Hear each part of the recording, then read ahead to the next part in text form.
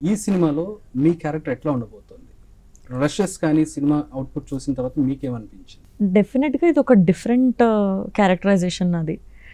చాలా ఇంట్రెస్టింగ్గా, ఫన్నీగా. అండ్ భాస్కర్ సార్తో వర్క్ చేయడం అసలు one biggest thing for me.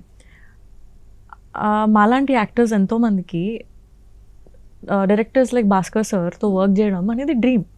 Like మనం ఆయన సాంగ్స్ కానీ వాళ్ళ మూవీస్ కానీ వింటూ మనం మన వైబ్ అవంతా చూస్తూ మనం వైబ్ ఇక్కడికి వచ్చాం కదా. బట్ నౌ భాస్కర్ సార్ సినిమాలో ఆయన డైరెక్షన్లో వర్క్ చేయడం అసలు చాలా పెద్ద అచీవ్మెంట్ అండ్ చాలా గ్రేట్ఫుల్ ఫీల్ అవుతున్నాను.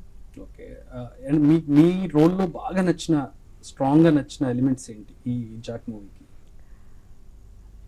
యాక్చువల్లీ చాలా ఉన్నాయి, కాకపోతే కొంచెం నేనేమన్నా స్లిప్ అయిపోతానే చూస్తున్నా. ఎక్కడ ఏ మాత్రం కొంచెం టంగ్ స్లిప్ అయితే స్టోరీ బయటకు వస్తా చాలా భయపడుతున్నా.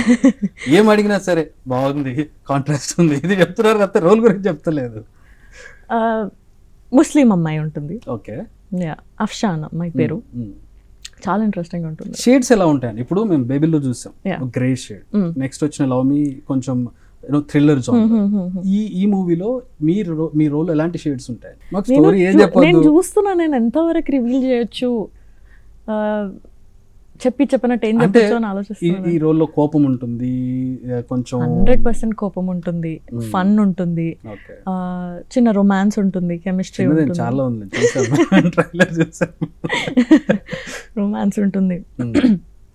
అట్లా ఇంకా సిద్ధు గారు ఇంకా చాలా ఫన్ జనరేట్ అయ్యి